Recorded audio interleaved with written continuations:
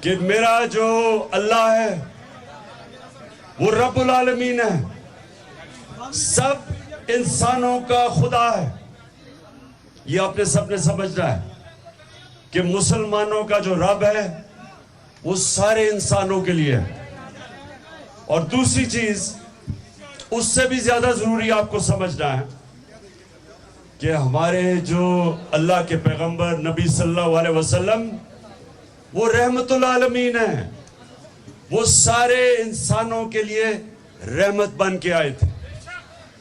یہ ضروری آپ کو سمجھنا ہے، کیونکہ کوئی بھی ہمارا دین سمجھ ہی نہیں سکتا اگر اس کو اس چیز کی سمجھ نہ ہو کہ ہمارا رب سب انسانوں کے لیے ہے، اور جو ہمارے پیارے نبی صلی اللہ علیہ وسلم وہ سارے انسانوں کے لیے رحمت بن کے آئے تھے۔